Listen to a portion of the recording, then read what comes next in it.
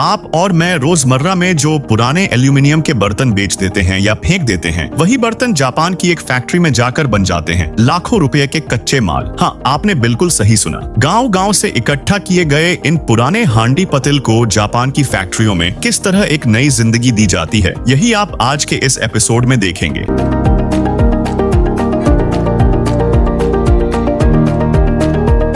सबसे पहले अलग अलग जगहों से इकट्ठा किए गए एल्यूमिनियम के बर्तन और अन्य सामान को फैक्ट्री के अंदर लाकर एक जगह जमा किया जाता है। इसके बाद इन्हें आकार और गुणवत्ता के अनुसार अलग अलग छांटा जाता है। फिर चुने गए एल्यूमिनियम स्क्रैप को एक विशाल फर्नेस या भट्टी में डाल दिया जाता है। यहाँ तापमान रखा जाता है लगभग 660 डिग्री सेल्सियस से भी ज्यादा। इतनी ज्यादा गर्मी में सख्त एल्यूमिनियम कुछ ही मिनटों में तरल लावे जैसा बन जाता है।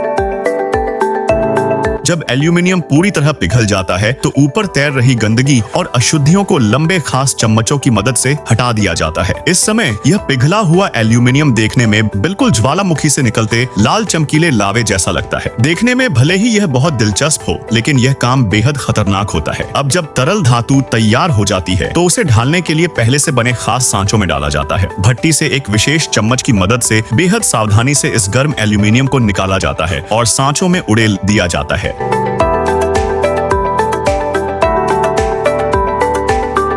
यह प्रक्रिया जरा सी चूक होने पर बड़े हादसे का कारण बन सकती है। इन सांचों के नीचे ठंडा पानी बहाया जाता है जिससे पिघला हुआ एल्यूमिनियम जल्दी ठंडा होकर फिर से ठोस बन जाए। कुछ मिनटों बाद यह एल्यूमिनियम गोल चकती के आकार में जम जाता है। इन गर्म चकतियों को फैक्ट्री के एक कोने में ठंडा होने के लिए रख दिया जाता है। पूरी तरह ठंडा होने के बाद इन्हें कन्वेयर बेल्ट के जरिए फिर से भट्टी में भेजा जाता है।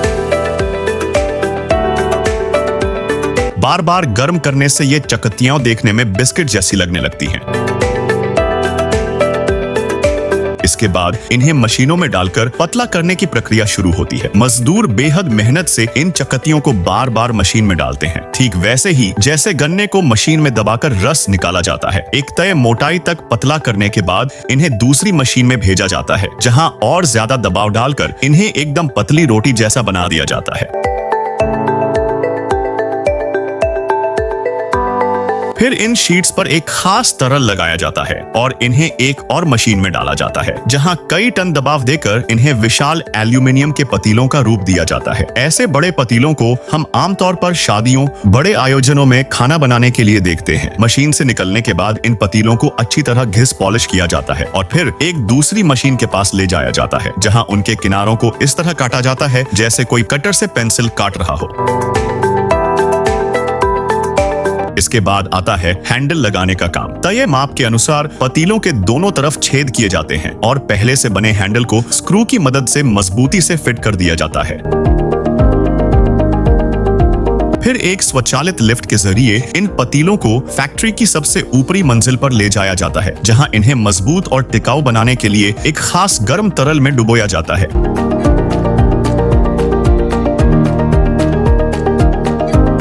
अच्छी तरह साफ होने के बाद ये पतीले अब पूरी तरह इस्तेमाल के लिए तैयार हो जाते हैं। इसी तरह जापान की अलग अलग फैक्ट्रियों में एल्यूमिनियम से सिर्फ बड़े पतीले ही नहीं, बल्कि चाय की केतली से लेकर रोजमर्रा के कई जरूरी सामान बनाए जाते हैं। परित्यक्त एल्यूमिनियम से लेकर हमारी रसोई के चमचमाते बर्तनों तक का यह सफर सच में हैरान कर देने वाला है। आधुनिक तकनीक और मेहनती मजदूरों की बदौलत ही हम आज मजबूत, टिकाऊ और किफायती बर्तन इस्तेमाल कर पा रहे हैं। कचरे को दोबारा उपयोगी बनाने की यह प्रक्रिया पर्यावरण संतुलन बनाए रखने में भी अहम भूमिका निभाती है। तो आपको आज का यह फैक्ट्री टूर कैसा लगा? कमेंट में जरूर बताइए। ऐसी ही अनोखी टेक्नोलॉजी, फैक्ट्रियां और आविष्कार देखने के लिए हमारे साथ जुड़े रहिए। जल्द ही फिर मिलेंगे एक नए वीडियो के साथ। तब तक के लिए आप सब अपना ख्याल रखें, स्वस्थ रहें।